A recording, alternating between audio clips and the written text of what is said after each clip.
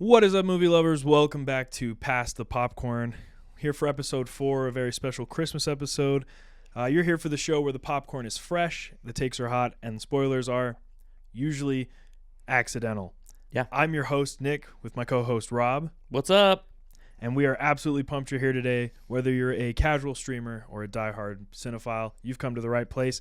Today we're cutting through the hype, breaking down the shots, and diving deep into the Christmas films that have us all talking. So grab your snacks, some hot cocoa, and find your seat. The show starts right now.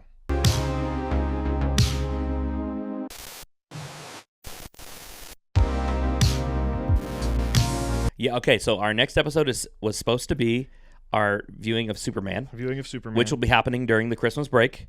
Nick's going to come over and watch it for the first time. First time ever Watch seen it. It's the gonna be Richard great. Donner, Christopher Reeve Superman over at our house. And so we're going to have a great Christmas together. So Nick's going to come over and join us for that.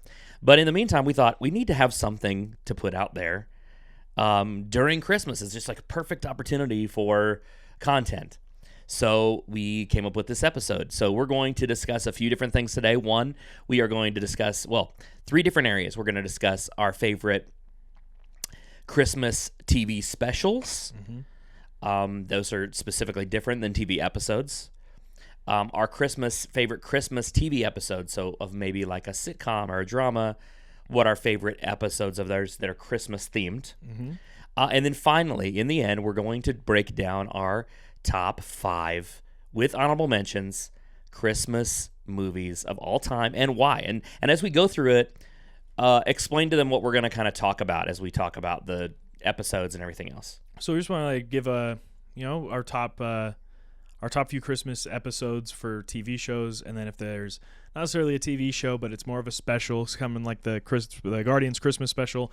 Talk about our favorite ones, but then this is about a movie podcast, so we're going to talk about our top 5 Christmas movies with some honorable mentions, because I think our takes are going to be a little different on them. I know some of Rob's, but he didn't want me to say anything. No, I have no idea what his are. He has no idea what mine are. We have not pre-discussed any of this, so we're freewheeling in this moment, and so we're gonna see where this goes. And usually we do a couple of different areas like post-popcorn perceptions and a kernel of news, but today it's all about Christmas. We are not doing any of those segments. We're gonna get right into it today and start on Christmas TV specials. So I have my 5 favorite Christmas TV specials. Do you have 5 favorite Christmas TV specials, or do you have like a few, or what do you have? I have a few. You have a few. I have a few. Okay, so name me one of your TV specials favorite. So I'm a big. We're doing specials or episodes, really quick. We're doing TV specials, so not like TV episodes. Okay. TV specials. The Guardians Christmas special. I knew you were going to say the Guardians Christmas special. The Guardians. It's not on Christmas my special. list. It's a lot of fun though. It is a lot of fun. I thought it was like a good bit of. I love Marvel, so getting a little bit of Christmas Marvel. And the Kevin Bacon tie-in is the Kevin Bacon time where they steal Kevin Bacon. We get a little bit. There's a little lore drop in there where we find out Mantis's his sister, and it's just fun. It's like good family fun. Yeah, but not so much lore that like You feel like you need to if you watch never saw it. Although if you're a Marvel fan and you haven't watched the Guardians Christmas special, you need to watch it. It's a lot of fun, actually. It's a really, really fun. So that's a good one. Okay, great one. Any other thoughts on the Guardians Christmas special? I just want more. I want them to do more things like that. Yeah, they're really, really fun. I really think when you let Marvel be silly, Yes. like that for one-off things, like their special presentations, it's a good time. So they should do it more. One of my favorite, I don't know if this is a TV special, but it would be categorized as a TV special, is VeggieTales: The Star of Christmas. So some of our listeners out there are going to be natural VeggieTales fans. Yep. Others are going to be like, what? But VeggieTales: The Star of Christmas, I'm telling you, don't hate. That one is great. It's a really, really good. Like it's a solid Christmas allegory. It's funny. It has good storytelling. It honestly, it's funny for kids and adults. Like it's really, really great. and talks about pride and greed and humility and honestly, when it comes to a VeggieTales production, The Star of Christmas is probably one of their most ambitious. Yeah. Wouldn't you think? Yeah. Like it's really, really big and different. Kind of like what was the Lord of the Rings one that they did? Lord of the Beans. Lord of the Beans, yes. We're both VeggieTales lovers. Grew up on VeggieTales. Phil Vischer Larry Boy. Phil Vischer is the man, and Phil Vischer is still killing it today. Mm-hmm. So much if this ever got to Phil Vischer and Phil Vischer is like, thanks for the love, I might lose my freaking mind. That would be the greatest Christmas gift of all time. So that's another one of mine. So for me, another one, when we defined what like a special was compared to a TV episode, and I had to look this up just to make sure that I wasn't going crazy. We have it right here. Is How the Grinch Stole Christmas, the original animated 30-minute TV special. That is my favorite of all time. That's my absolute favorite. The Boris Karloff original. It's like 25 minutes long. Mm-hmm. It is a TV special, and that's kind of the definer between these. Is they would count almost like TV episodes, but they're not. They're not episodic as part of a series. They're not a part of a series. They are just kind of their like own standalone thing. They're standalone thing. Something special for Christmas. And How the Grinch Stole Christmas, Boris Karloff, every year watch for me. You'll notice we have the VHS. Nick got that for me. Appreciate the love, bro. Yeah, of course. And man, it is timeless. The music is great. I think that this is one of the greatest. It is my favorite iteration of the Grinch. That's your favorite iteration? That is my favorite to this day. Cumberbatch? And I have massive love for the Jim Carrey. The amount of work he went through in prosthetics and everything should be commended. And I love the Benedict Cumberbatch one. Is a lot of fun too. It's probably my least favorite of all of them, but it is still to this day my absolute favorite. I have memories as a kid sitting down and like watching that episode. I wasn't a kid. Well, I mean, I was a kid, but we're very different in age though. I'm 45. You're 27. 27. So like totally different, coming from different generations. Yeah. So like when I was a kid, the Jim Carrey one was there. I got scared of the Jim Carrey one as a child. Like I feel like most kids did. Yeah, he's intense. You get kind of spooked. It's like the Jim Carrey Christmas Carol. Yeah. Dude, that one's creepy. So dude. I would watch this one more just because that one always freaked me out a little bit. Mainly the mailroom scene is what freaked me out a little bit. Oh yeah. The Grinch. Oh my gosh, so good. And he's excellent. He's expressive. He's all of those things. But I love it. I love that the Grinch as a character is not defeated. He's redeemed. Mm-hmm. I think that's really beautiful. I think it's a beautiful Christmas story. I think Dr. Seuss. I think you're operating at some of the best of Dr. Seuss, other than maybe Cat in the Hat or maybe like Horton Hears a Who. These are really, really good ones. But the Grinch is great choice. Okay, that's one on my list. So you stole one from me. I will add in here a Charlie Brown Christmas. Yes, that's on my list. Yeah, Charlie Brown Christmas it's like my number 2 right behind the Grinch. I literally recently had just included this in a message that I had shared because it's so thoughtful. Like it's really, really good. It like when Linus reads Luke 2, it's really the emotional center. It's really beautiful.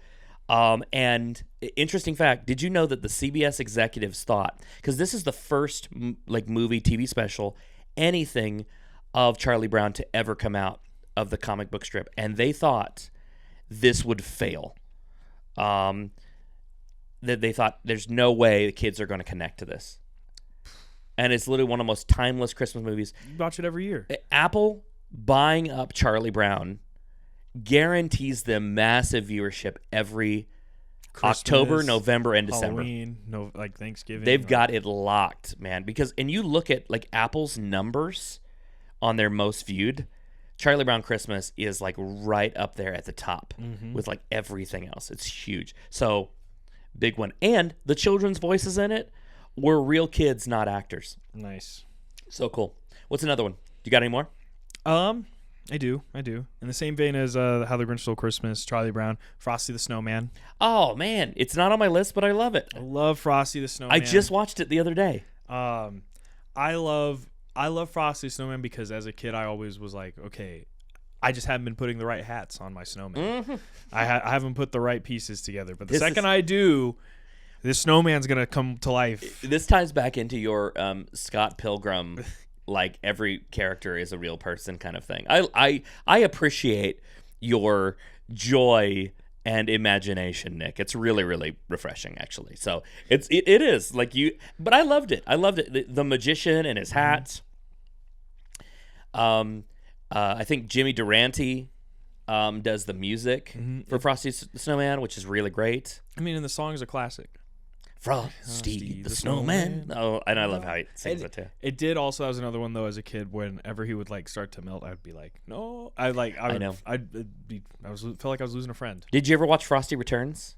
No. There was Frosty Returns. I think maybe, but I don't remember. It's not as good. And then Frosty Returns 3, which is actually a horror version. I'm just kidding. I made that up. Actually, it could be a thing. It could be a thing. It's probably. I mean, it's kind of like how there's those 2 Jack Frost movies where. Yeah, well, and like the Winnie the Poohs that they've now made, Blood and Honey. Mm-hmm. Yeah, so they probably could. How about we stop making horror movies out of beloved children's icons? I think that's a good, really fair idea. I'm not really into it. I've never watched any of them because you're not going to ruin Winnie the Pooh. You're not going to ruin Winnie the Pooh or Frosty or Steamboat Willie or Frosty. Like, you just can't do it. You're not going to do that for me. You're not going to do it. For me, another one, Rudolph the Red-Nosed Reindeer. That's on my list. Rankin and Bass. So for those who don't know that are watching this, Rankin and Bass are the innovators of claymation. The claymation, movement of toys, everything. Rankin and Bass actually also made the Frosty one, but that was when they started to move into animation. But you had The Year Without Santa Claus, and you had Santa Claus Coming to Town, and several of these, and they were all. And they did. Later on, you see stuff with the California Raisins. Do you ever hear about that? I try not to think about the California Raisins. The California Raisins. But it was all part of this era of music and TV that was really connected to claymation. It was a lot of work. And Rankin and Bass made a specific stamp on what Christmas content looked like, to the point, and we'll mention this movie later, I'm confident, that when Jon Favreau made Elf, he wanted Elf to feel like a Rankin and Bass production, which it does. Yeah, especially when he's like in the North Pole and he goes and he's with the narwhal, and bye, buddy. Hope you find your dad. Leroy. Yes, the snowman. Yeah, the snowman, Leroy, and all this. So Rankin and Bass, really, really good. It's honestly, it's a great Christmas special about people who feel like outsiders. And every misfit finding their place. I love stop motion. It's a really, really beautiful art form. I'm really excited to see, for those of you who don't know, like Leica Studios makes a lot of stop motion, and they're actually releasing new content. Nice. But they released stuff like Coraline and Box Trolls. Nice. And Paranorman, which is really, and Kubo and the Two Strings, which are all amazing movies. If you're a movie fan or you like claymation, go watch everything by Leica. And for those people who say, "Ew, I don't like claymation. I don't like stop motion. I don't like that stuff," why? It's beautiful. Yeah. You know how much work and effort goes into that. That like you can say you don't like it because you like don't watch it, but if you have to have a healthy respect for it. Oh no, it is the care and the detail that goes into all of it. It's absolutely amazing, and Rudolph is one of those. And it was an interesting fact about Rudolph. Santa was softened over later broadcasts to appear kinder because they thought he seemed too gruff. Interesting. Do you have any more Christmas specials? Not that I was like, when I was looking into them, there's maybe ones that I watched like maybe once, but just because it was Shrek the Halls. Yeah, Shrek the Halls is great. Like all these ones that they mentioned, Shrek the Halls is a lot of fun. There's a Toy Story Christmas one. I love stuff that maybe I've seen maybe once, or the things where it's like, man, we need something Christmassy to watch. And yes. Disney or DreamWorks or this company's like, hey, we got the IP. Here's a Christmas thing. Oh yeah. I just find enjoyable. I haven't had one of those that has like stuck with me. That's like a thing I need to watch every year. Yeah. But and there's one and probably the one that we haven't mentioned that is our absolute favorite is the Star Wars holiday special. If you have never watched it and you can find it, many times you can find it on YouTube, but it's a hard find. It may be on Disney Plus now, but they've not made it easy to find because it is trash. George Lucas wants to bury that. It's literally like it's one of those things, like E.T. the video game that came out for Atari. It's one of those things that like should be buried forever and never ever found. Quite literally, Harrison Ford. Wasn't it Jimmy Fallon who was like, "Oh, you were in a Christmas special before," and he was like, "I was." I was. Yeah, he didn't even remember. What was I in? He didn't even remember. All right, so that takes us to our favorite Christmas TV episodes. Before we get into our Christmas TV episodes, check out the fit on Nick today. He is repping the Peanuts, the Snoopy. Talking about Charlie Brown. Right there with the pants. And then show them your shoes, too, in case they can't see them. If you can't see, are little Spider-Man wearing a Santa hat. Yes. Because I'm a nerd. Oh, yeah. Well, and then I've got one of my favorite sweaters of all time. If you ever go to Disneyland or Disney World or any one of those places and you get a Mickey sweater, they're some of the most comfortable sweaters you'll ever get in your entire life. They're great. And this is my Mickey Christmas sweater. I love it. And I know this isn't Christmassy, but I'm still repping my Chiefs hat. I know this isn't a sports podcast, but I know the Chiefs are terrible right now. I know we just lost Gardner Minshew, and we're just picking up a fifth-string quarterback from the Buffalo Bills, but they're still my team. Hey, and I love that you and me, we're loyal. You're a diehard Steelers fan. Diehard Steelers For fan. those viewers, diehard Steelers fan, never give up. I'm never giving up on the Chiefs. I thought about it, but I'm never given up. All right, TV episodes. You want to start us off? Do you have any honorable mentions first that don't go on your top 5? I mean, it's more like for me, I love like the Simpsons Christmas episodes, like whenever they do them. All of them. I have one on my top 5 that's actually my favorite. Yeah, they're not in like the top 5, but for me, you're going to see where I like kind of lump, unless there's like specific episodes, it's more, I like going on, like I did it with Thanksgiving, where HBO did like, hey, here's all the Friends episodes of Thanksgiving. Oh yeah. You know what streaming service is really, really good with that? Peacock actually. Yeah. Has a section on there. So if you don't have Peacock, and I will tell you, if you're a viewer and you have Xfinity, if you don't know this, that means you do have Peacock, and you get it for free actually. So if you don't know that, wake up, because there's actually a lot of good content on Peacock. Yeah, go use your Peacock. But I don't like. It's more like, yeah, my honorable mentions kind of just goes to like all the Simpsons ones. Yeah. I have 2 honorable mentions that don't make my list. One is, and I feel like I'm going to get some judgment from people because this is a pretty terrible episode of TV, but I laugh at it every single year, and it's Always Sunny in Philadelphia, A Very Sunny Christmas.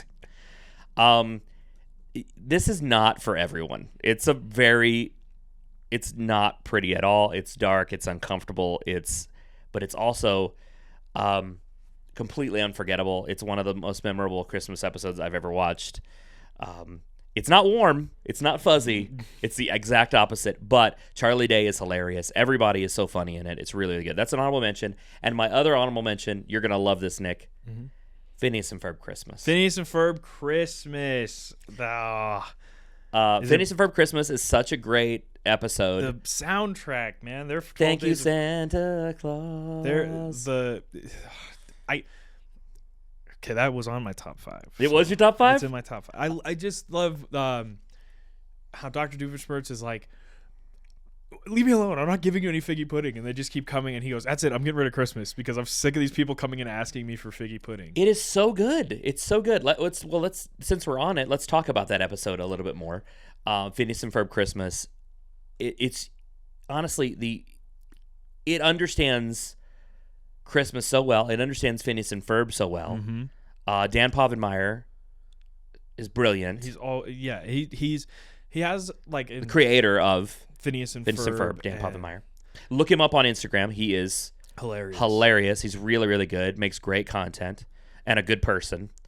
But yeah, it's so good. Like, and the storyline you get the Candace storyline of trying to buy the perfect gift.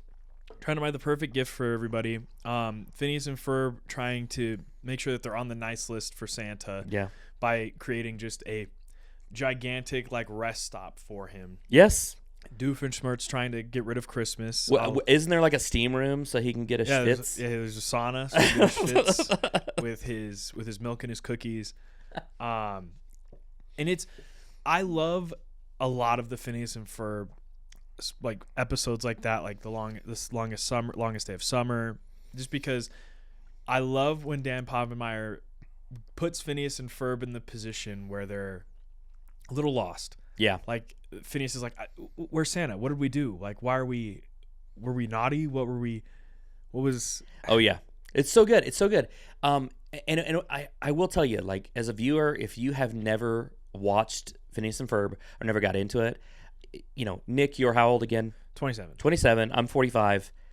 I love this show. This is a show I watched with my kids as they're grown up. So, and my kids now are virtually grown. And DJ every Christmas watches. My youngest son watches it on repeat. Like he loves it. We love it. It's a classic in our home. It's so good. It almost made my top 5, but my top 5 is like I could name so many great Christmas TV episodes, and Phineas and Ferb is on your top 5. Where would you rank it amongst the top 5? It's probably 4. 4. It's probably 4. That's great. Not the top, because there's some that just hold a more special place in my heart. Like I love the Phineas and Ferb Christmas special. I love the soundtrack. The 12 Days of Christmas. Like when I was a kid and I got like my first iPod and I got an iTunes gift card, the first thing I bought was the Phineas and Ferb Christmas special soundtrack. So good. Because did you get an iPod Mini? I did get an iPod Mini. Yeah. And I would listen. The little one like this? Mm-hmm. Dude, that thing.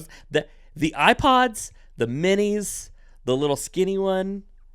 The Nano. The Nano. Bro, that was a specifically good time. Mm-hmm. Man, Apple, I don't think you've ever been the same since. I think they actually were talking about bringing the iPod back. Really? Mm-hmm. Oh my gosh, I would totally do it. I understand that you have it all on your phone, but I know dudes that like have kept their 300 gigabyte iPods from the past, and they still play music on them to this day. It makes so much sense. Like I know, like they stopped making the iPod Touch. Bring back the iPod Touch. Give that to kids instead of phones. Like yes. But also like it just be like a good thing. Like I know some people like you plug your phone in, but I know people who had like the iPods and they would plug that into their car and they just leave it there. Yes. And then it's like a disc changer. Yeah, so just be like, hey, here's all the music, so I don't need to worry about my phone connecting or all this. Just semantics. Apple, bring back cool stuff like that. Stop making stuff. If that's number 4 on your list, Phineas and Ferb, what is number 5 on your list? Because then I'll do my number 5.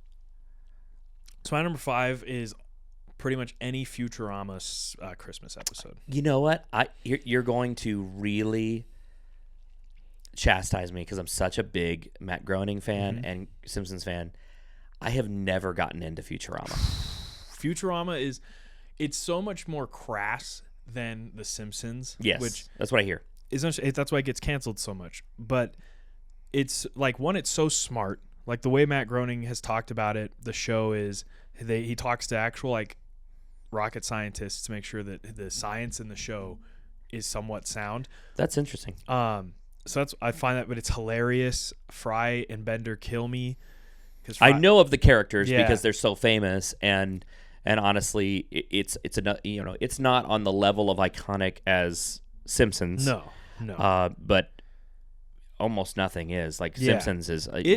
Futurama has its own niche. There's lots of people who view it as like, oh, the only reason it's somewhat successful is because of The Simpsons, and then there's other people that say Futurama stands solely on its own. And I agree with that. Futurama is a good show to put on and just laugh at. Yeah. The Christmas episodes, though, the reason I have them all lumped in is because each one, the show is so crass and so unserious most of the time. Yeah. The Christmas episodes, though, they kind of go a little bit more serious, and it's more heartfelt. Oh, okay. Like they want each episode to be more warm. Like there is still crazy stuff. Like there's one where there's an evil robot Santa that kills the naughty people. Yeah. Like he had his list. If you're naughty, Santa's coming to kill you. Oh yeah. Which is insane, but it's still like there's still like warmth in it at the end of the day. Like they're still Yeah. trying to figure. Like they're like, oh, this isn't the meaning of Christmas, evil robot Santa. Like it's about being together. And Santa's like, well, maybe you're right. Maybe I should Similar go to around. Phineas and Ferb Christmas, where Yeah. it has like a happy ending. Yeah, and that's all of them. Like so when I was doing research, because I needed to like refresh myself on a lot of them, so I pulled up like some of like people's rankings of like, hey, some of the best Christmas TV show episodes. On the list, almost without a doubt, some of the top ones are just all Futurama ones. Really, Mm-hmm. man, I gotta go watch that now. Yeah. I need to watch that. That's a refreshing surprise for me because like I said, I've never been into Future. It doesn't mean that I don't think it's funny. I think that most of the projects that Matt Groening, the one he released for Netflix, what was the name of that one? It was like Disenchantment or something. Disenchanted. Yes, Disenchantment. That one was funny. It was really good. They're all really, really funny. They're great products. I mean, he's a great writer. Some of the best. Conan O'Brien was a writer for The Simpsons. Like, and the animation style is so great. So I love it. That's great. My number 5, since I already knocked your number 5 off, I think, of your list. My number 5 is from a TV show by the name of Frasier.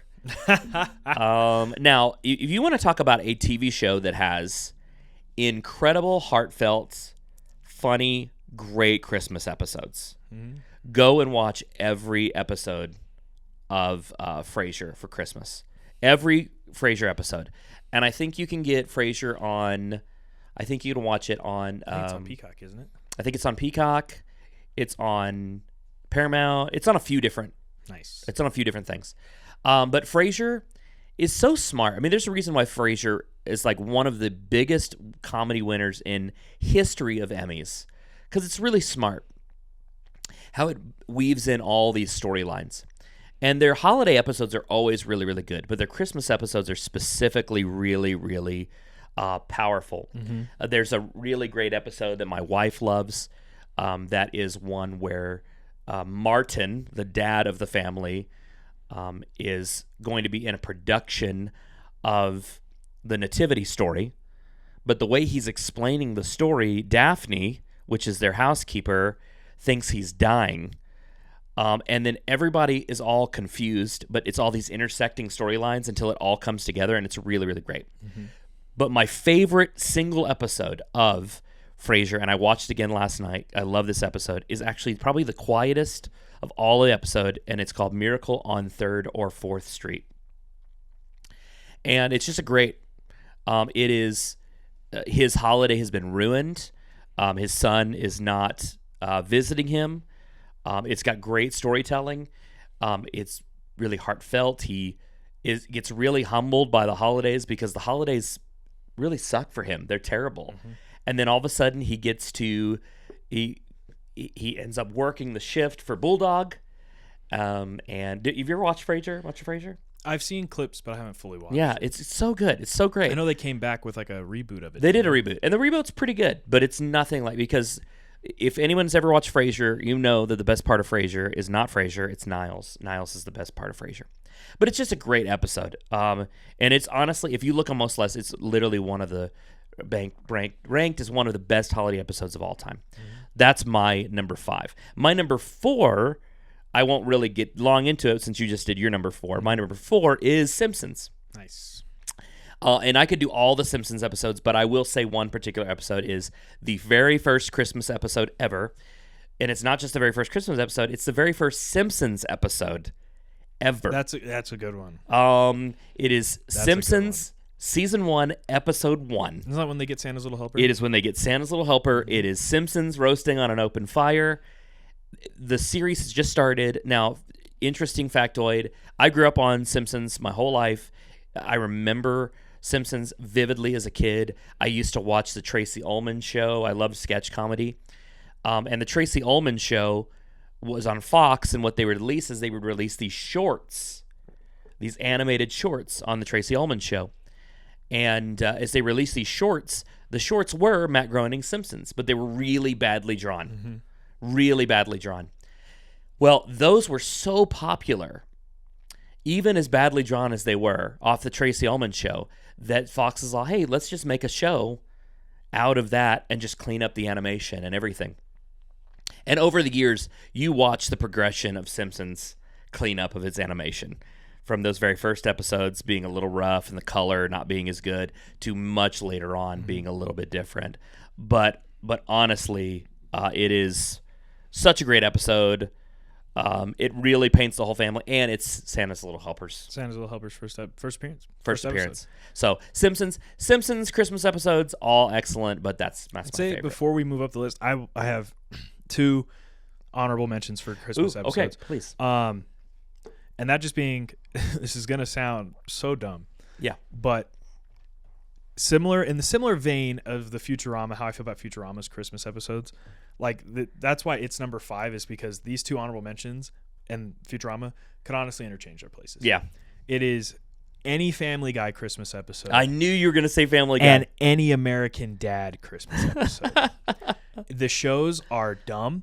The humor is stupid, but Seth MacFarlane has this uncanny ability when it comes to specific whenever he really wants to turn on the storytelling, he does.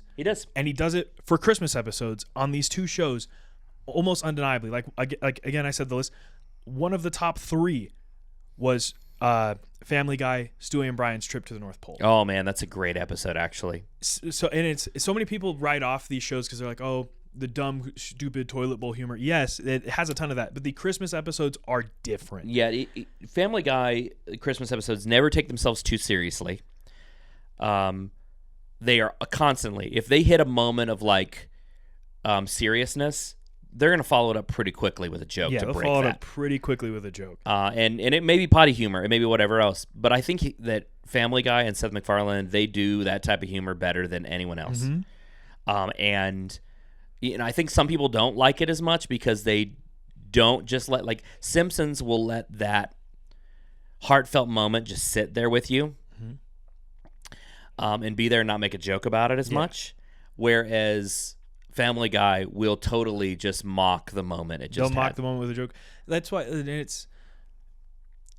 but it's still like Family Guy, when you really think about it, at the heart of it, what Seth MacFarlane has said is it's a family show. It's heavily inspired by those shows of the 80s and 90s that were about a family where everything got wrapped up at the end of the episode in a nice little bow. Yeah. And so he does that, but he fills it with such Leave It humor. to Beaver, Family Ties, All in the Family, just the Jefferson, all these different family shows. Yeah. And so the Christmas episodes, he just kind of, he leans more into like being more like those shows rather than being like Family Guy.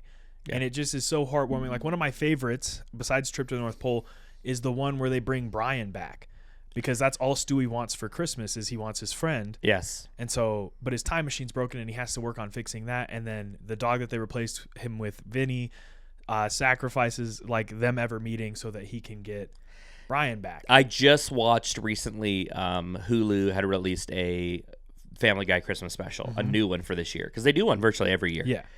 And it's great. I will tell you that the specials that Family Guy releases, everything from their Star Wars specials to everything, they rarely miss. They're always funny. They're really, really good. My son is obsessed with Family Guy. I think Cameron has watched every episode of Family Guy. I love Family Guy so much. Which might be bad to say, but I love Family Guy. 100 times over. Guy. I'm not as much, and my wife's not a big fan of the humor, but every now and then, I know it's really funny because I'll be watching it, or Cameron will be watching it, and she will just like crack up at something. I'm all, oh man, that was a really inappropriate joke that I actually just laughed at. That's a really good one. So that one goes out to you, babe. Yeah, so the same way in that vein, American Dad does the same thing. American Dad's more grounded in reality Yes. when it comes to certain things. But that one, it's the same thing. Each episode there's absurdity in it, but it's just so heartfelt and heartwarming. And I have just never love it. watched American Dad. American Dad is so funny. Yeah. It doesn't. It's Again, not I'm aware of the characters, but I've never got into it. Family Guy leans heavy into the cutaway gags and the Yeah. cutaway stuff. American Dad doesn't. They don't hardly ever do cutaways, and it's so funny. It's so good. And I love the cutaway gags, but that's okay. That's good. I was watching a scene the other day that was basically a his son dancing with a girl. Yes. But it's his dad controlling the robot. Controlling a robot version. Oh my gosh, that was cringy. That's what I'm saying. You get stuff like that. It was so bad, and it's so. But it makes such good clips. It's so funny. So yeah, that was that's my main honorable mentions. Good. That's awesome. My number 3. Before we get in your number 3, my number 3 is. It's such a great Christmas episode, but it's also not a Christmas episode. But it is a Christmas episode. It is a Seinfeld, The Strike. Do you know what this episode is? Festivus. It is the Festivus episode. Okay. This is where Festivus is introduced to the world. George's dad, and Festivus is anti-sentimentality, like all the sentiment of Christmas. They don't have a tree. It's a pole with no decorations. They air their grievances and complain about each other at Festivus. Okay, yes, I know this. They, this is such a great episode of Seinfeld, and it's like season 9. It's towards the later half, the later part of the series, and it really shows. And as Seinfeld goes on, in the beginning, they really describe to you how bad George, Jerry, and Elaine are. They're just bad people. And Kramer. They suck. They're terrible people. But by the time you get to like Festivus, they are just horrible people. And like, whereas like if you can't handle a show like Always Sunny in Philadelphia, a much more tame but still these are not good people show is Seinfeld. It's like you're putting your whole mouth in the dip. Oh yeah, you're putting your whole mouth in the dip. My gosh, yeah. You don't double dip the chip. But Festivus was actually based on a real family tradition, and this is one of the most quoted episodes of Seinfeld ever. It's a great episode. It's a Festivus miracle. What's your number 3? My number 3. This one comes mainly because I watch it with my mom. Yes. And it's not a yearly watch, but it is definitely one that we watch a lot. Okay. And it is the Chrismukkah episode of the OC. Oh, Chrismukkah. The Hanukkah the Christmas. Hanukkah Christmas mix because Seth Cohen, the main character's best friend and his like adoptive brother is half Jewish, half not. And so he wants to celebrate. He celebrates both of them, and he creates a holiday called Chrismukkah, where it's Christmas and Hanukkah combined. And it's just, I love those early 2000s dramatic shows like One Tree Hill, oh yeah, the OC, and this one, I think the One Tree Hill was the best of them. Oh, One Tree Hill is definitely the best of them. Yeah, they've been trying to strike that gold mine ever. No, it was the best. And I mean, I would love to hear in the comments what other people think are the best of those type of dramas. But One Tree Hill's top. Another level. It's great.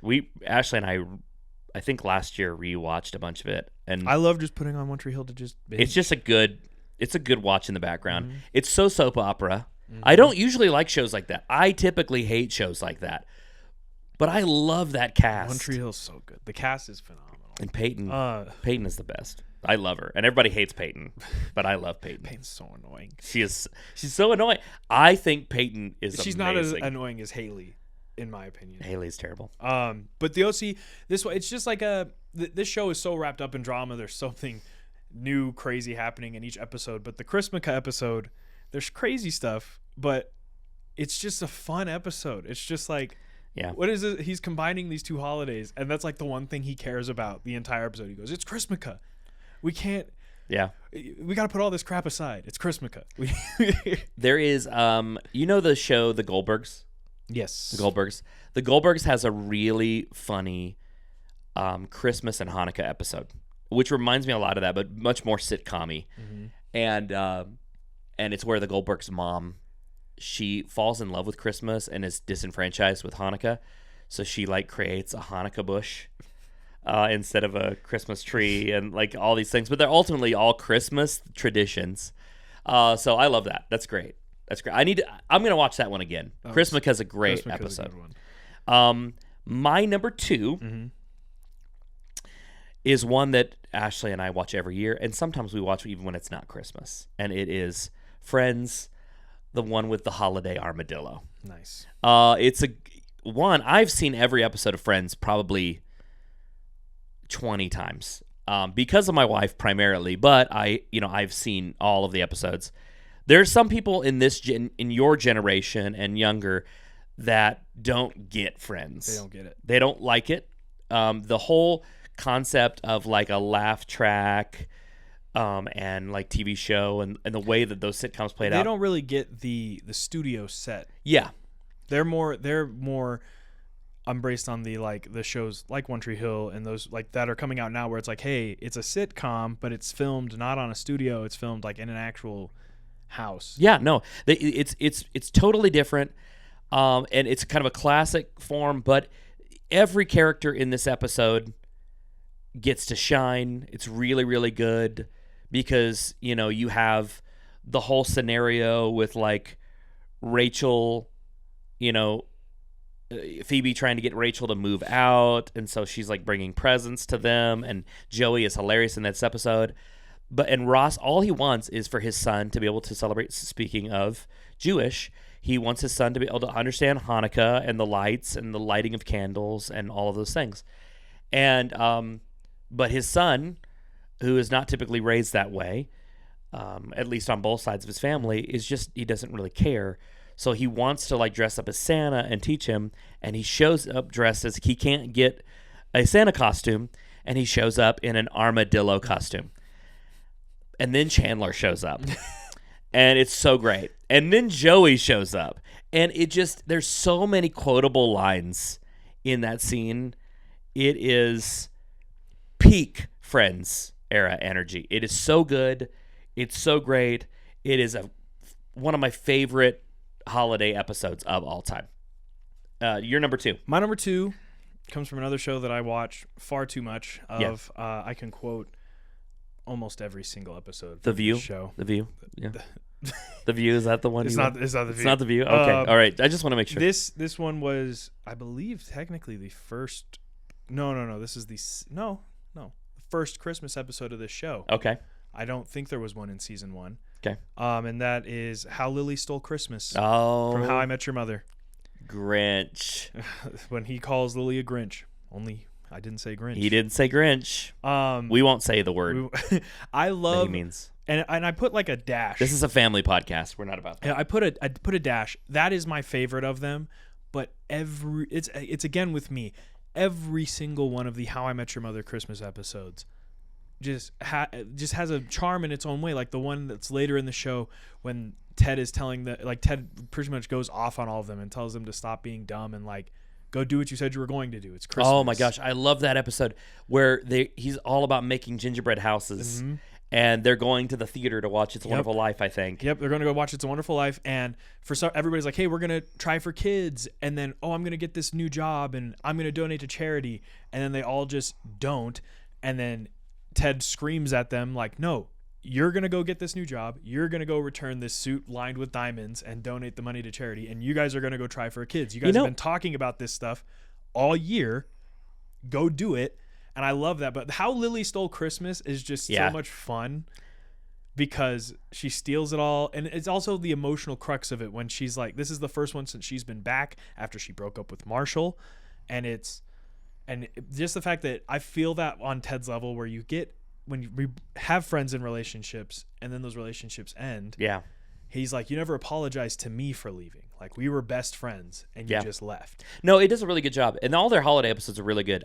Their Thanksgiving episodes for How I Met Your Mother are phenomenal. I think they're better than the Christmas episodes. The Thanksgiving episodes, Slapsgiving, are really, really good. But they're good. I mean, this is a show that I have very, not controversial takes on, but I have like really harsh feelings towards How I Met Your Mother because this is a show that progressively gets better. By the time it gets to season 3, it is firing on all cylinders. Mm-hmm. It's a really great show. And then in season 8, I think it's the final season. Season 9 is the final season. It jumps the shark completely. I hate it. I hate the ending. I struggle so much with it. I don't like the direction that they took, but I can still go back and watch seasons 3 through like 7 of that show and always get laughs. Always get laughs. How I Met Your Mother holiday episodes, great. How I Met Your Mother as a show is just one of my favorites. Like that is a shout out to one of our show's biggest fans, my sister Brittany and my sister Tiffany. We quote How I Met Your Mother constantly. I'm pretty sure that Ashley and I got your family hooked on How I Met Your Mother. We're the ones that got you hooked on it. Thank you. You're welcome. You're welcome.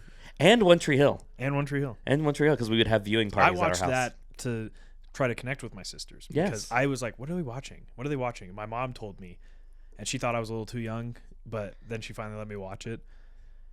And protective parents. Protective parents. They're Probably so a sweet. smart idea. Yeah, I mean, literal first episode. Especially Sophia at your Bush age. Kind of crazy. Especially at your age. Does that bring you to your number one? That does bring me to my number one. And I have my number one. My number one's going to be so far out of left field, you're not going to expect it. Okay. Do you want me to go with my number one first? Yeah, let's go with your number. Okay. My number one, and there's no contest. Can I take a guess? Yes. Is it The Office Christmas Party? No. And honestly, my biggest problem with that episode is I love The Office, but I don't get to watch The Office a lot, although I love The Office Christmas Party episode, because Ashley struggles so much with it because it's so cringy. But I do love The Office, and I would probably add it as an honorable mention something because it's really that good. But my favorite of all time is Community. Yeah. Abed's Uncontrollable Christmas. Again, stop motion, claymation, and animation is being used in this one. This is Russo brothers are from not Avatar, but Avengers. Arrested Development. Arrested Development, all this stuff. Russo brothers, incredible. Community, if you've never watched Community, you need to go watch it because it is literally one of the best shows ever. It has Dan Harmon is such a great writer. 6 seasons and a movie. It's one of the best shows ever made, one of the best comedies. It's so smart. They use stop motion animation, but what they do is they describe that nobody else can see what's going on, but Abed sees everyone in a stop motion Rankin and Bass TV show, and it's his way of coping with the fact that his family is not going to see him this Christmas. So the whole episode is about unpacking his emotions and mental health and everything, but they never let it get too serious. But at the same time, it never loses the emotional stakes. It is such a great. It is by far my number one Christmas episode. One of my favorite Christmas anythings ever. Community, Abed's Uncontrollable Christmas. If you have not watched it, go watch it. You'll be moved. It's a really powerful episode. Have you seen that episode? I have. You have. I love Community. Good. Okay. What is your number one? To go from your super sentimental, mental health, really loving, caring Community episode. Mine is the regular show Christmas episode. They quote it as a special, but I counted it as a TV show because it's a part of a TV show. It's included in their ongoing episodes. It's on their ongoing episodes. Growing up, two of my favorite shows of all time are Adventure Time and Regular Show. Yes. I grew up on those. Those came out right as the time I was around 13, which is the perfect demographic for those shows. That's who they were targeting. And the Christmas episode... Regular Show and Adventure Time were yours? Mm-hmm. I know Cameron was a big fan of Gumball. Gumball's really good. This one, Gumball came right around like the mid to when these ones were ending. Yeah, Gumball. okay. I love Gumball. But this one, the Regular Show Christmas episode, Regular Show, the whole point of the show is life is regular. Their tagline is Regular Show, it's anything but. Yeah. Because the show started out so normal. Like the episodes are so normal, and then something happens, and now the world's splitting in half because Mordecai tripped on a leaf. Like it's absurdity. Yeah. And the Christmas episode is Santa gets shot, and he made a gift that whenever you opened it, it gave you whatever you wanted for Christmas the most. Okay. And Santa's like, this is revolutionary. He goes, but one of my elves, a bad elf, got it, and he's gonna pull out a device that like blows up the planet. And so they have to help Santa get that package and throw it into a volcano because that's the only way that you can get rid of this gift. Talk about totally different than Totally different. It's so dumb. It's so funny. Regular Show. Is Regular Show for everybody? No. Regular Show it has some really smart humor, but it also has some really dumb. Just there's one character who screams. He's like, his whole point is somebody will be like, "Hey guys, we need an accountant. we need somebody who can help. And then he's like, I know somebody who could help. And he goes, if you say your mom, you're fired. And he's like, my mom. And he rips off his shirt and he twirls it around. That's one of the character's main points. That's all he does. It's so dumb. It's so dumb. But this show, it's just such a, it might be the nostalgia, like, because it came out when I was like 15. Yeah. But it's just so much fun. I get to like going back and watching it and like feeling like a kid again. And that's, I feel like when you're talking like Christmas shows or Christmas movies, that's one of like the main things, is if it makes you feel like how you felt when Christmas had like a super ton of magic for you. Yeah, it's like me and Boris Karloff Grinch. Like every time I turn that on, I feel like a kid again. I love it. It's great. So I respect that. And that's the great thing about Christmas movies and TV shows, where they take you back. And nothing does that better than Christmas movies. Nothing does that better than Christmas Nothing movies. does that better than Christmas movies. And Christmas movies, in our house, we hit a point in December where sometimes in November, where in our family, we don't watch anything that is not Christmas related. So like there's a lot of shows that I love right now. I'm really into. But it's pause on all of those. Like Pluribus, I'm watching and I'm loving. But Pluribus is pause right now. Landman, I love Landman. Pause right now. But the only thing that would interrupt that is if they release Stranger Things earlier. That I would stop everything to watch that. But ultimately, for us, it's everything. And it's everything from like the cheesy, really stupid Hallmark and Netflix movies, which can sometimes be really fun. But I will tell you that none of those are on my top 5 at all. So we're going to do our top 5 Christmas movies. Similar way we've been doing this. Let's go through honorable mentions first. Yeah, I can rapid fire mine. One of my honorable mentions, you're going to be like, what do you mean that's an honorable mention? Yeah. Red One is an honorable mention for me. Hey, I like Red One. I loved Red One. I love Chris Evans, J.K. Simmons, The Rock. It was great. I think it was hated on a little bit by like critics and stuff, but honestly, I think people enjoyed it, and I loved how silly it was. It honestly reminded me of like in the 80s, we had a movie called Santa Claus the Movie, which was just like this over the top, almost like action and everything, and it was fun. I loved Red One. It was great. So that's one. Noelle from Disney Plus. We talked about this the other day. I know your love of Noelle, even though my struggle with Noelle is that Noelle is just Arthur Christmas, and they just replace it with a girl. That girl's Anna Kendrick. So. And I know your love for Anna Kendrick, like crazy love for Anna Kendrick. But Arthur Christmas, out of the two of those movies, is far superior. Far superior. But good for you. Pitch Perfect 2. Pitch Perfect 2 as a Christmas movie? Yeah. I mean, it is somewhat of a Christmas movie because it is Christmas themed. We are going to talk about some movies here that are controversial on whether they are Christmas movies or not. So Pitch Perfect 2. Okay, what else? Santa Claus 1, 2, and 3. Love Santa Claus. Santa Claus 2, good. Santa Claus 3, the one with Jack Frost. Yeah, that one is more nostalgia again. That one, because that was one of like the first ones that came out that I saw in theaters. You know, with Martin Short as Jack Frost. But let's just not lie to ourselves. These Santa Claus movies progressively got worse. Got worse. 100%. The magic of the first one with Tim Allen was lost, and they go a little too fantastical. Yeah. And become a little less grounded, but I do understand. You're talking about Santa Claus here, so fantastical is the whole point. I have 2 more in honorable mentions. Please go ahead. 4 Christmases. Oh man, that's great. I would put that as an honorable mention on mine. 4 Christmases is every year. Ashley and I. You want to talk about great chemistry of 2 actors, Vince Vaughn and Reese Witherspoon, through the roof, like off the charts chemistry. They're so good. Visiting families, what a great Christmas movie. Yeah. It is so good, and it like so unpacks like visiting family and how cringy it is and everything, and how as a young couple what they want to be is just more like to do their own thing. Yep. Great pick. As an honorable mention even, I'll take it. My last honorable mention is Elf. As an honorable mention? Elf is an honorable mention. Oh my gosh, Nick. I love Elf. Okay. Pause on Elf, because we're going to have to talk about Elf more in a second, because it's going to be on my top 5. Yeah.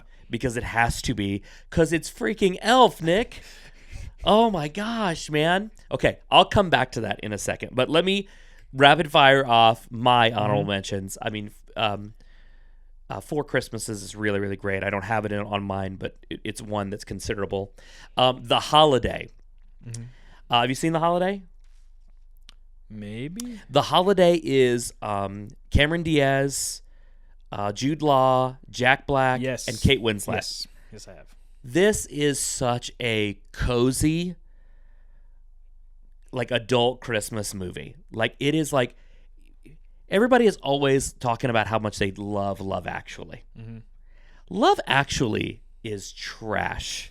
It is absolute trash. They love Love Actually mainly just for the scene with the cards.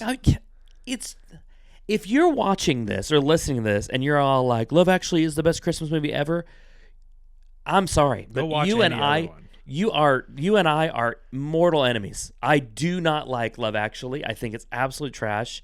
I think it's just like, I hate Love Actually. I hate the story of Love Actually. He hates Love Actually. I don't hate Love Actually. The only good storyline is the Liam Neeson storyline in that movie. But The Holiday is great, and Hans Zimmer does a score for The Holiday, and it is beautiful, really, really beautiful. The Nightmare Before Christmas. Okay. That is in my honorable mentions. I know that a lot of people think that it's more of a Halloween movie, but it's very much a Christmas movie. It's very much a Christmas movie. And again, this ties into my Apologies love for that. Was Santa Claus calling us right there? No, that was a telemarketer trying to call me about taxes. Oh, okay. That's great. So that's awesome. Okay. Well, we're still recording, right? Yeah, we're still recording. Okay, good. Again, this goes into my love for stop motion animation and Danny Elfman. For me, you're going to find through this podcast that that movies that I really, really enjoy tend to have very powerful scores. Yes. Because to me, a movie's music and what it creates on the screen and then what you're hearing are as equally important. What I'm hearing is just as important as what I'm seeing. And then finally, A Christmas Story is on my honorable mentions. We'll talk about that one too. Is it on your top 5? It is on my top 5. Yeah, I know. Okay, so we're kind of at each other here. So I don't want to get into that one because we're going to talk about it in your list. But let's unpack it. Your number 5. My number 5. And tell me a little bit about it and why.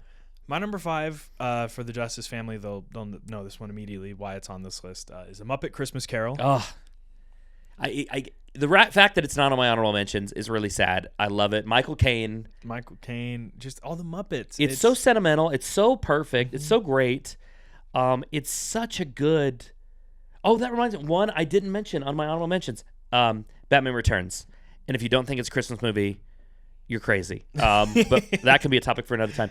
But oh my gosh, I love Muppet Christmas Carol. And did you know Michael Caine? Interesting thing.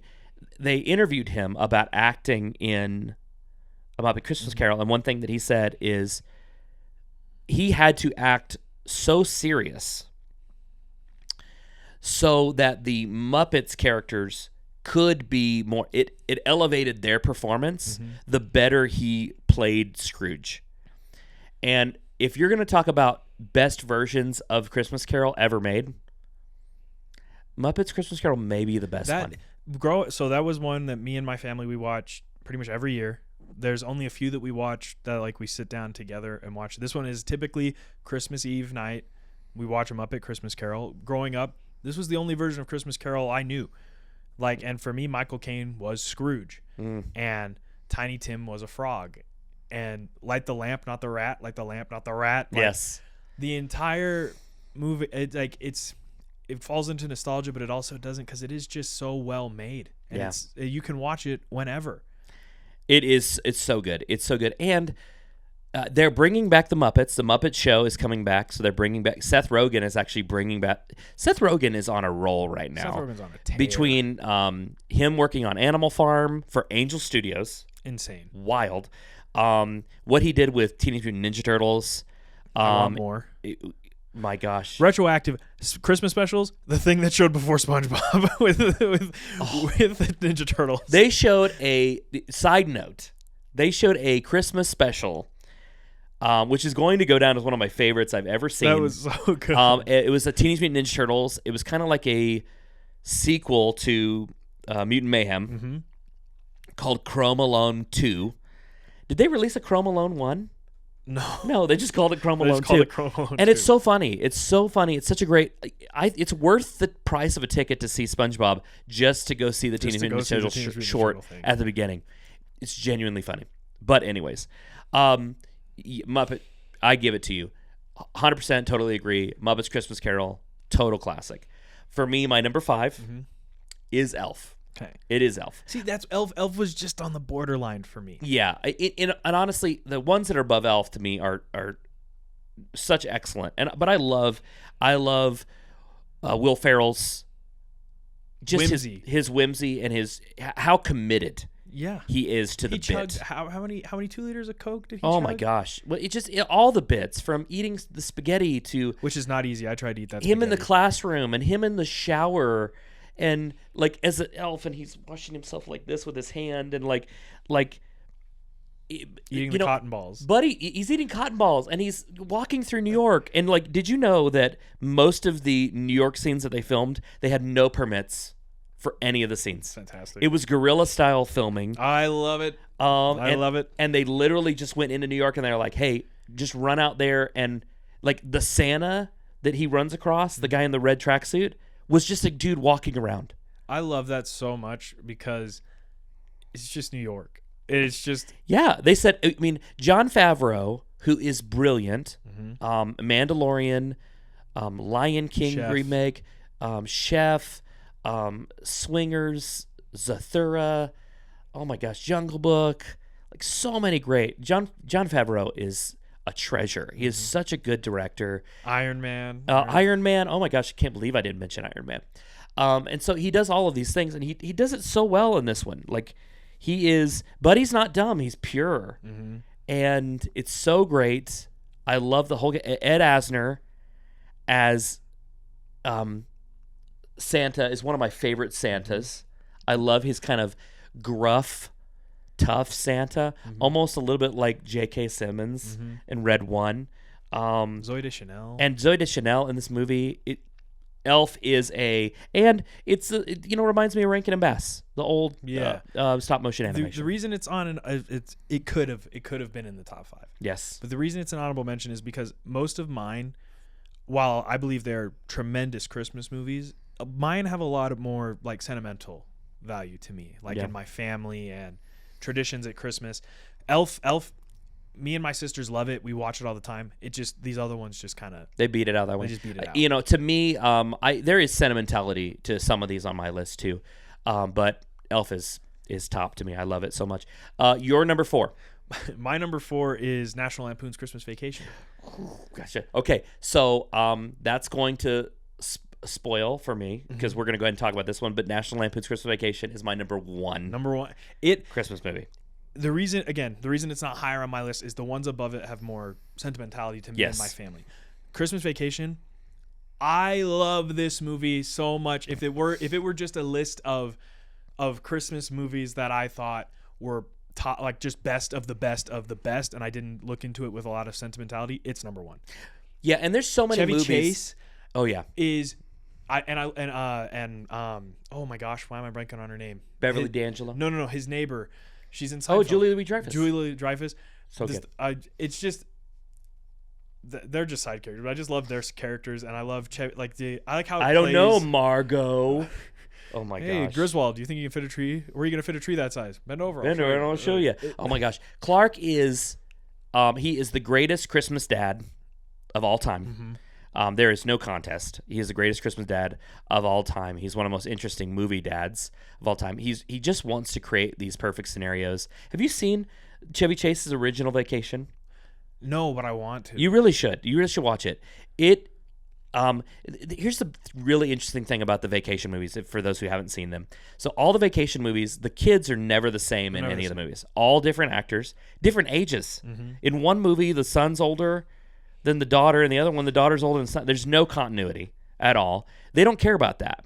It's all about Clark and his wife, and it's about the Griswold family and how he just wants to have like a perfect vacation, and in European vacation, he just wants to have a perfect experience. They travel overseas, and Christmas. He wants to get his Christmas bonus so he can build a pool for his family. There are some movies that you can honestly bring up questions, and we're going to talk about them in a second, where you're all like, okay, is this a Christmas movie? Yes, but if you change the scenario, you could still have the same movie.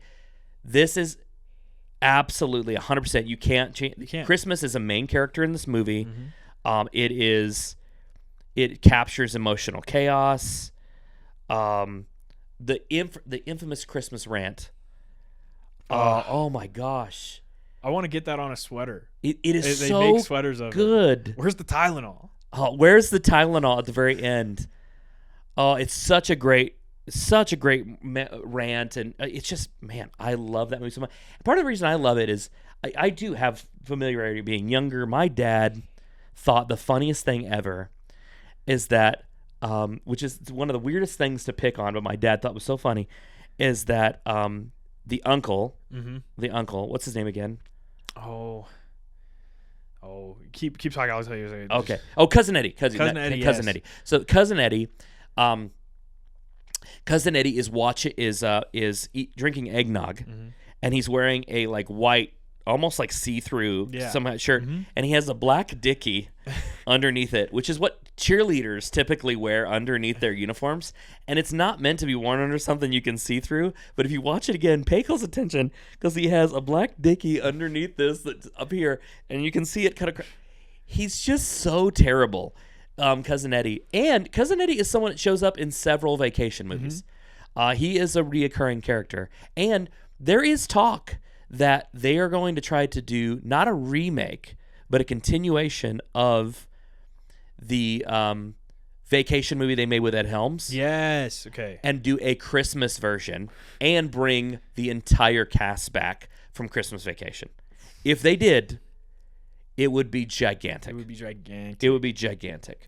Christmas Vacation. Yeah, it's tops. When I rewatched it the other day, because I watch it every year. What stood out to me was I was like, yeah, Clark. Everything Clark is doing is he wants to have a good Christmas. Like they were gonna go somewhere else, and he goes, no, I want to have a big Christmas at home with the family. He knows it's gonna be hard. He knows it's gonna be hard, but he's like, I want to do this. Yes. And I love how each day is like an advent calendar. They open it and then they go into the next day. And I also thought about it when they were like, oh, what are you going to do with your Christmas bonus? And the guys are saying stuff, and he goes, I'm going to put a pool in for my family. I want to do something for my family. He's just a family man. And it's just, I like love how much he cares and how much he's trying, even though it gets tough. And it's like, even with Cousin Eddie, he's like, hey, his kids aren't going to have presents. And he goes, hey, we can help you guys with that. Like, we want to make sure that everybody's having a good Christmas. Yeah. No, it's a really, really sweet movie, and it's funny, and it's ridiculous, and that's why it's my favorite. Every time I watch it, I laugh out loud. It never loses its, it never loses flavor. It's just always good. It just and like the little moments with Chevy Chase. Like one of my favorites is when they're driving and he flips the guy off. He's like Clark, leave him alone. He goes, hey kids, is that a deer? And they all look over, and he's just smiling, giving the bird to the guys who are trying to run him off the road. That part's hilarious when he's like saying Merry Christmas to his boss and all the other people just keep walking by. Well, and if you decide to get into the vacation movies, you'll see that there are certain trends that constantly repeat in all the vacation movies. So Clark driving and getting into altercations with people is a constant thing in all of the vacation movies. You'll also find that Christy Brinkley, that he is like he wants to see this beautiful woman out by the pool and stuff like this. Christy Brinkley is a character shows up constantly in the vacation movies because he's always like fantasizing about women, and like there's just all these different things that will repeat. So if you've watched this one, go and watch the other ones. The original Vacation is a great movie. Chevy Chase, Fletch. Chevy Chase early in his career, can't miss. Okay, my number 4 is Die Hard. All right. Okay. Do you think that Die Hard is a Christmas movie? I've gone back and forth. I lean more now towards yes. I think it is a Christmas movie, just because, like you were saying, like we could get into it where. Well, bring up what Macaulay Culkin brought up. Macaulay Culkin on Good Mythical Kitchen the other day somebody asked him, "Is Die Hard a Christmas movie?" He proceeds to say, "I'm the godfather of Christmas movies," and it's not, because is Christmas in it? Yes, but you could make it any holiday. My argument to which Macaulay Culkin is, you can do the same thing to Home Alone. Yeah, you could ultimately. Home Alone could be not even a holiday, just a kid gets left at home. Yeah. And his parents are going somewhere. Christmas holds no bar on Home Alone. Christmas just allows you to, go places with the story that you might not normally go. Yeah. It's similar to what they did with Iron Man 3. Yes. Where, like, Shane Black, when he made it, he said ultimately Iron Man 3 is going to be a Christmas movie.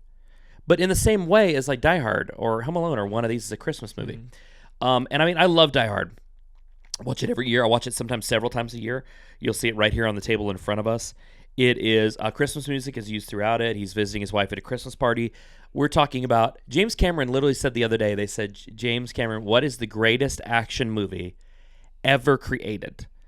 And first thing James Cameron said in classic James Cameron fashion is it one of mine? Am I allowed to say mine? Which is very James Cameron. Very James Cameron. And they're all like, you can say whatever you want. And he goes, honestly, what I think is the best action movie of all time is Die Hard.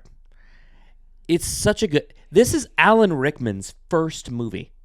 Do you know that? I did not know that. He had never done another film before this. And as Hans Gruber, he is one of the greatest villains ever. He is awesome. The stakes are huge. The ho, ho, ho on the guy that he sends dead down the elevator is so good. Bruce Willis is hilarious. He's funny, but serious. My heart goes out to Bruce Willis's family with what he's going through, like with his medical issues, because Bruce Willis is one of my favorite actors of all time. It's just John McClane.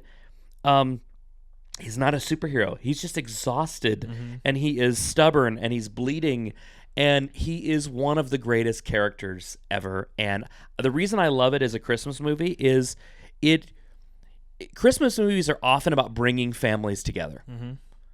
Well, the whole point of all of this is he is coming there to try to reconcile with his wife. Mm-hmm. And by the end of the movie, what has happened? It's brought him together with his wife. And he's going to end up being with his kids. So I think that Christmas setting makes it the stakes bigger. I think it's great. Redemption, always good. Yeah, Die Hard is a Christmas movie. Macaulay Culkin. Sorry, Macaulay. I'm sorry. And I love you. I love Macaulay Culkin. But when you use an argument that can be directly tied back to your own movie. Yeah. Sorry, I don't agree. Your number 3. My number 3. It's Christmas Story. Okay, it's on my honorable mentions, and honestly, the reason it's not included is just because for the same reason for Elf for you. There's the ones on here are so good, but I know for you, Christmas Story is big tradition in your family. We love the TBS 24-hour. Yeah, that is what we do. TNT. That is what we do Christmas morning. Whenever we're opening presents, we put on a Christmas Story, and it constantly plays throughout the day. We don't turn it off. We just keep watching it. This was probably one of the first Christmas movies that I have memories of watching, and similar to the Scott Pilgrim, where I like to picture as a kid. I pictured myself as Ralphie. Every Christmas we'd finish opening presents, and I'd be like, "Oh, I'd try to find if there was just the one. Yeah, that's off to the side. That was something that I asked for. We did that one year for Cam, and it was a PS5. It was the year the PS5 came out, but we literally hid it in another room behind a chair. And it was such a great memory. You see, I think that too comes when you have a Christmas movie that has stuff in it that you can then implement. One, that your kids see it and they go, "Oh, we wanted," they start doing stuff like that. Necessarily getting a BB gun and shooting their eye out. Yeah. But when I have kids, at the end of the day, if we're done opening presents, if we're watching that movie and they start looking "Oh, is there an extra one?" I asked for this one thing more than anything, and I didn't, and it's not there. You get to create those moments. And you can still buy Red Ryder BB guns today. Oh, my dad had one. I played with it as a kid. I bought a few years back. It's more than a few years back, but so many years back, I bought Cameron a Red Ryder BB gun for Christmas, and we shot it in the backyard. And then I found out from a neighbor you're not allowed to shoot BB guns in your backyard. Oh, So apparently break the law then. yeah, but it was worth it. It also leads into like my family every year, Christmas Eve we get Chinese food, and it didn't necessarily come from that movie. Deck the halls with boughs of holly. Fa-ra-ra-ra-ra. Oh my gosh. But it's like growing up, we did it because here at our church we used to have later Christmas Eve services. And Yes. my family is typically heavily involved in them. So afterwards we'd be like, it's late, we need food. We lived in a place where right around the corner pretty much was a Chinese restaurant. Yeah. And so we'd go, and that just becomes a thing now where we invite. Was that when you guys lived in Roy? Yeah. Yeah. And that's like now it's a thing where we invite all of friends and family, like, hey, they know after the Christmas Eve service we will have Chinese food. Justices are going to have Chinese food. Whether it's at a restaurant or it's at our house, and we invite people, and it brings us together. And it's something that as a kid I always thought, oh, we did it because it was in this movie. What is your go-to Chinese dish for Orange chicken, General Tso's, General Tso's, beef stuff broccoli, like that? Beef broccoli, fried rice, crab rangoon. Great. I may need to make that a trade. You know, I mentioned on a Sunday recently, Chinese food as a tradition. A lot of people in our church, Chinese food is a big one. Is a big one. So yeah, that's kind of crazy. Okay, great. Love Christmas Story. I mean, I can't hate on Christmas Story at all. It is nostalgia. The dad, also one of the greatest Christmas dads of all time. Fragile. Must be Italian. So quotable, so great. Ralphie. Did you ever watch the sequel? I haven't yet. Not the one that no one ever talks about, Christmas Story 2. No, the one that they HBO came out. Max they released that has Ralphie in it. I want to. You really ought to watch it. Like, maybe you come over and watch it at our house. My son loved it. Like, Cameron loved it even more than Christmas Story. But it is even more sentimental than the first movie is. Nice. But it also deals with like themes of like death and other things like that too. So it's a great movie. Fun fact: the guy who plays Ralphie is really good friends with Jon Favreau. Very good friends with Jon Favreau, and so shows he's up in in a lot Elf. of movies. He's in Elf. He is in Iron Man. He is in Far From Home. He's in Four Christmases. He's in Four Christmases. He shows up a lot. Yeah. And once you realize that, you're like, oh, that's Ralphie. He gets yelled at by Obadiah Stane. Yeah, he's great. But yeah, I love like Christmas Story. That's What's another. the quote?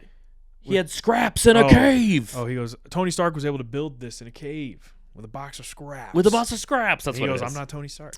You're Ralphie. My number 3 favorite Christmas movie, and we're almost here to the end of this, but my number 3 favorite Christmas movie is It's a Wonderful Life. That's classic. It's a classic movie. It is unfortunately not on mine. Oh man, but that is a classic. Yeah, it's so good. It's a Wonderful Life, if you've not seen it, which is crazy, is incredibly dark. It's not a feel-good movie at all. It's just really honest. Frank Capra just made a certain kind of movie that kind of captured Americana, and I believe this movie truly captured Americana. Inspired a lot of other movies, too. This movie only gets better the older you get. I remember watching it as a kid and being like, oh, this is just what my grandma and my dad and my people went around. But as I got older, I really start to relate more to the character and the concept of like, you know, no matter how bad your life gets, your life has value to people around you. And you need to remember that your life has incredible value. So no matter how cast aside you feel, you not being there would make a major difference in your family's life. George Bailey, Jimmy Stewart, one of the best characters he portrayed in his entire life. And that's saying a lot because Jimmy Stewart, between Harvey and a lot of his movies with Alfred Hitchcock and everything else, Jimmy Stewart is one of the greatest actors to ever do it. But George Bailey, in my opinion, is his best character. And I love that Clarence is not there to fix George. He's just help him to see. As an angel, he's there to just, I'm there to show you. Yeah. You have to fix it yourself. And it's inspired, like, there's some people don't even know. Like, you watch a show, like, in their Christmas episode is somebody who goes like, oh, this would be better if I wasn't here. And they see it. A lot of people don't know that came from It's a Wonderful Life. And it inspired so many stuff that's outside of Christmas. One of my favorite movies, I really enjoy it, is 17 Again. Yes. Where they take that trope, but it's the same trope. The same thing, but we wouldn't have that without this movie. So not only is it a great Christmas movie, it's a great movie just for cinema in general because it inspired so much. Well, and when it came out, it was a box office bomb. It did not do well. It's not feel good. It did not do well at the box People office. want feel good Christmas movies. But what happened is later on, it became a staple of TV. So it got aired similar to Christmas Story every single year, to where it became like public domain and people could watch it every year. And then it became a classic. And it wasn't even really in the beginning considered like a full-on Christmas story. Although Christmas is such a big part of it, it was really just a movie. That was what it was meant to be. And it became a Christmas staple only after, like I said, falling into public domain. And when Jimmy Stewart was doing the role in this movie, this is really interesting. He actually, like a lot of actors of his time, had to spend time in the military. And Jimmy Stewart was a soldier in World War II. And he drew from some of his own trauma of being in World War II as part of his character for George Bailey. I mean, it's just incredible. Man, such a good movie. I have yet to watch it yet, but there are certain movies that I will not watch until like 48 hours before Christmas, and that is Christmas Story, and that is It's a Wonderful Life. And another one is typically always A Preacher's Wife. It's not on my list, but I love that movie. Preacher's Wife, Whitney Houston, so good. What is your number 2? My number 2 is a newer one. Okay. But ever since we watched it, it is now a staple in the Justice household. Yeah. 8-Bit Christmas. 8-Bit Christmas 8-Bit made your Christmas. top 5? 8-Bit Christmas. Oh my gosh. Number 1's going to shock you. This is part of your delusional love of Neil Patrick Harris. Neil Patrick Harris is hardly in the movie. I know. He's not in it. It's just, it reminds me, so many people compare it to Christmas Story, rightfully so. Yeah. It's a kid who's constantly asking for something. But one, it came out during like COVID, so it was one we watched during it was Christmas streaming, a direct to streaming. Direct to streaming. For me, it hits on so many things. Like I love the way it's shot, and it's just so much fun. Like I love all the kids trying so many different ways to get a Nintendo. The parents fighting against Nintendo. Who's the kid actor in that? Oaks Fegley or something like that? Yes. Yes. He's got a really weird name, but Yeah. I think his first name's Oaks. He was in Pete's Dragon. Yeah, Winslow Fegley. Winslow Fegley, yeah. Fegley, yes, the last name.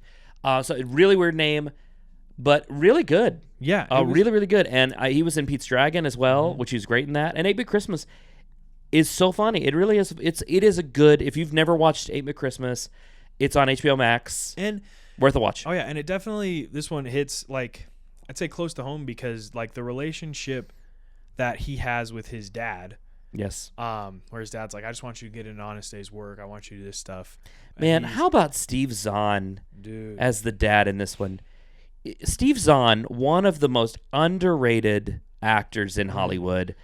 He's finally getting his, like, he's finally coming on more. Like you're seeing, like he was in Chad Powers. He's in the new Anaconda. Oh, well, and he was in that hotel show on HBO, White Lotus. White Lotus. He's on White Lotus. And he's showing up in Anaconda. But like, he's so good in everything. One of the best movies was Steve Zahn ever is a movie called Diary of a Wimpy Kid. That Thing You Do is a great movie. But it's called Saving Silverman. Have you ever seen Saving Silverman? No. Sorry, I probably just made my Diary of a Wimpy Kid joke in the middle. I know. But Saving Silverman is about a group of guys that are Neil Diamond impersonators. Jack Black, Jason Biggs from American Pie, and Steve Zahn. And they are so funny. We have to watch that movie, especially with the new Hugh Jackman, Neil Diamond movie coming out. Great. 8-Bit Christmas. I love, yeah. Maybe not a top 5 for me, but a good movie. It may not be a top 5 for most people. I just really like it is. It's one that I know. I bought it, so it's not because if HBO Max ever takes it off, I'd be upset.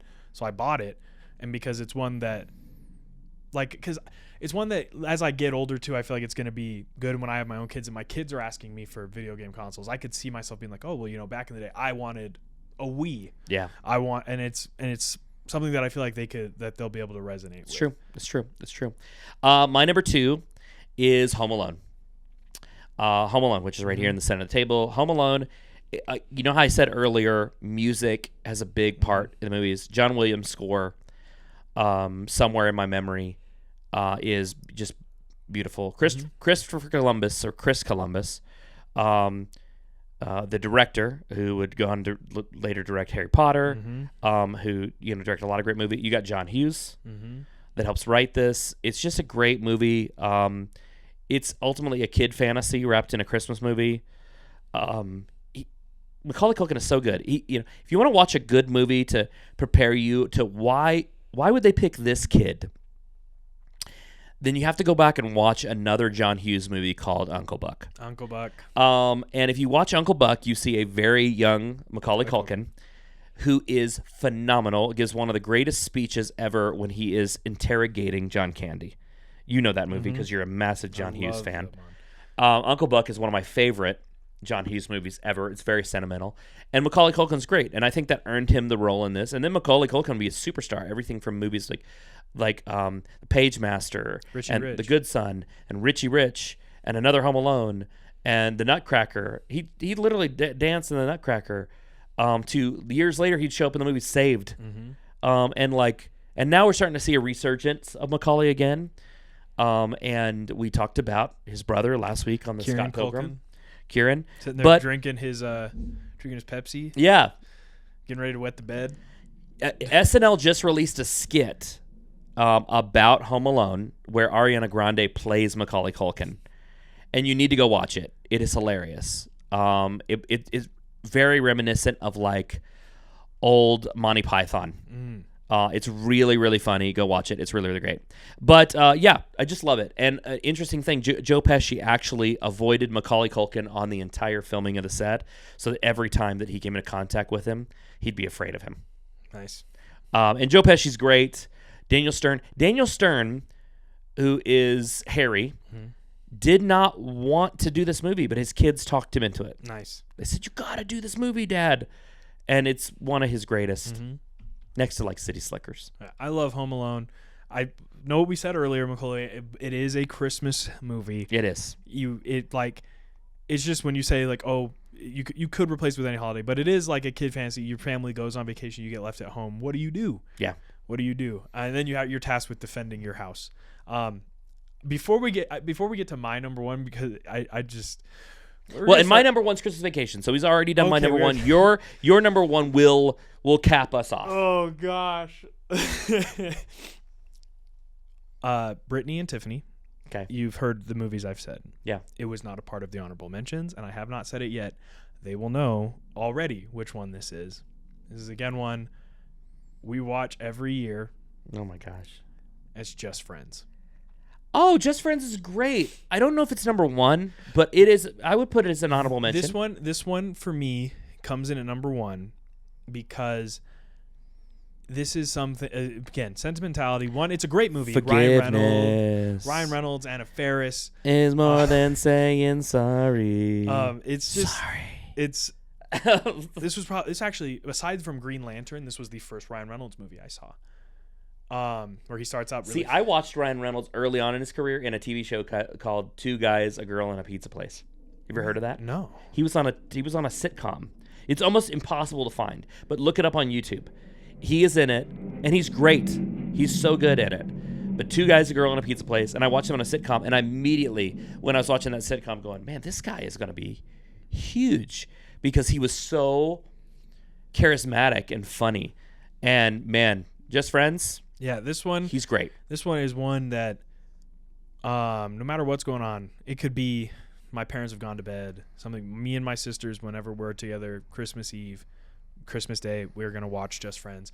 We are going to do the classic Justice thing, and we will quote and say each and every line of the entire movie. Well, I already watched it, so you can't come to my house and do that.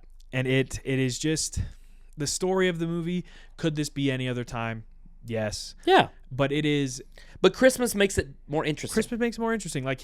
This guy got bullied when he was younger for being fat. He left, made something of himself, became Ryan Reynolds. And then he is supposed to be flying to Paris.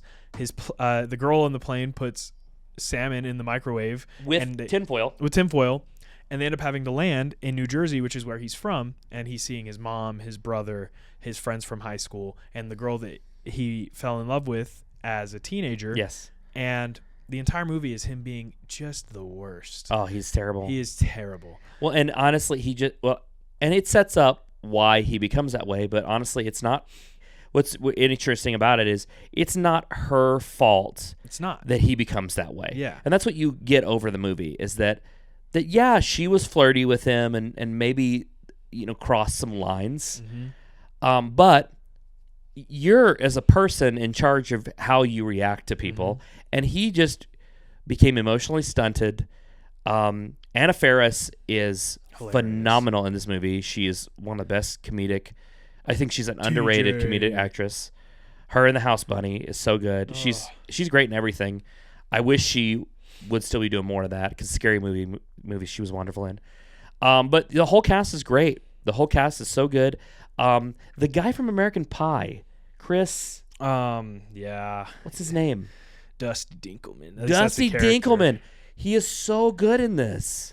Get it together, Dusty. Oh my gosh, what is his name again? Chris. Chris Klein. Chris Klein. Chris Klein is so great. Love it. Is you see so many in this movie. You just see like it's set up as almost Hallmarky. Yeah. Like, oh, he left, he comes back, he sees her, he's in shape now, all this stuff, and then it just flips it because he is just a terrible person. Oh, yeah. and it's just so in like his shift, and then like seeing where he's a terrible person, you see somebody who's really nice and Dusty, who's also a dork in high school. He stinks. Like, he's terrible. But then you see, as Chris becomes more of a better person, you start to see Dusty become worse, and it's just one of my favorite moments in the movie is when he tackles him at the church. And Dusty's on the ground. And he's like, "This is a Christmas concert for children." And like the girl looks at Ryan, and he goes, "Yeah," like loses his mind. He's so good. And it just honestly, I think it does a really good job of it would be really easy in that movie to kind of demonize the female character. Mm-hmm. And be like, oh man, you created these monsters. But no, she did not create these monsters. She didn't do anything. She didn't do anything. These guys became this because they were children. They were babies. And I mean, the truth is, Ryan Reynolds had never truly got over it. Mm-hmm. His character. He had never gotten over it.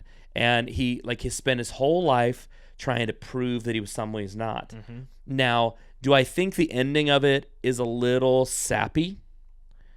Yes, little sappy. I wish they would have leaned a little more into, like, this is one of those movies that I would have been okay if they didn't end up together.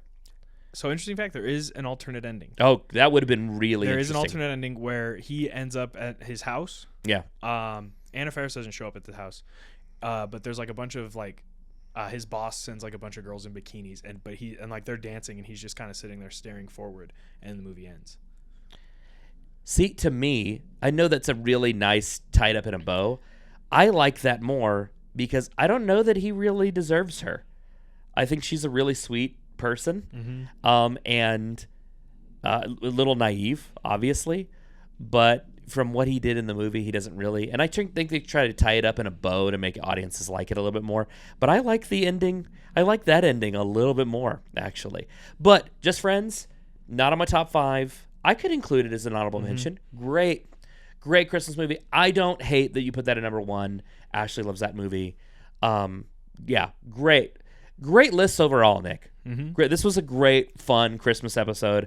We just have unpacked a ton of stuff. So, yeah, this was suggested to us by people who listen, people who watch. So, I mean, if you have suggestions, we're like, when we can do special episodes like this, where like this Friday is Christmas, so trying to do Superman this week was going to be hard, so we wanted to push that back. But if you have suggestions, on Spotify you can comment, on YouTube you can comment, and we look at them. We can a really fun episode in the future would be like some ideas I've had as we've been doing this are like to maybe do best movie scores. John Williams would be at a lot of that list. Yeah. Hans Zimmer. We'd have to like limit how many you could pick from each of those people. There's a lot. So, those kind of episodes, I know we're going to try to do an award season one here soon, because Critics' Choice nominations have come out, Golden Globes come out. while they haven't released Oscar nominations. Those usually come out towards the beginning of January. Yep. So we'd like to try to beat those out and see if we can make some predictions. Yeah. See where we get. See. There's sometimes there's movies that you see on those lists that you're like, why is this movie on there? Yeah, why is this on there at all? There's that one musical last year. Yeah, I know, right? We need to talk about it. But this was so much fun. This was a great episode. I loved this. And what we want to do is we want to wish you guys a Merry Christmas. Go to the movies. There's so many good movies. So many good movies out right now at the theater. We'll talk about them in the next week episode because we've gone and seen a couple of them. Yeah. But yeah, you have so many good movies from Avatar. But like they're getting ready to release Marty Supreme nationwide, and they're gonna release Anaconda, and they're gonna release Song Sung Blue, the new Hugh Jackman one. You've got all these. The Housemaid's out now, which is doing really, really well. Avatar is just gonna keep cleaning up. David's doing really, really well. SpongeBob. There's so many. There's actually a lot to see at the movie right now. I heard the other day on another YouTube channel that I listen to, and she was mentioning that there's so much that's coming out in theaters that a lot of theaters don't have enough screens for it. Yeah. Especially, what's sad is especially like the Leighton Cinemark is just booked up with Avatar screenings. Yeah, it's all Avatar screenings. And it's like... And that's a whole conversation for a whole different day because of how Hollywood buys up screens to be able to put their movies on. But that's a whole different talk. But thank you guys so much. I'll let you close it out. Yeah, but thank you guys so much for watching. Like Rob said, we want to wish you a Merry Christmas. Thank you so much for watching and supporting. I got a Christmas card from some of the kids that come to Kids Church here. They had put our logo on the Christmas card. So I really enjoy the fact that so many people that are around us love watching and love listening and hearing our takes on just movies. And we want to keep this family friendly, and we want to keep something that anybody can enjoy. And so we want this to be just something that's fun for us, where we get to unpack movies. But yeah, Merry Christmas, and we'll see you guys in the next episode. See you at the movies.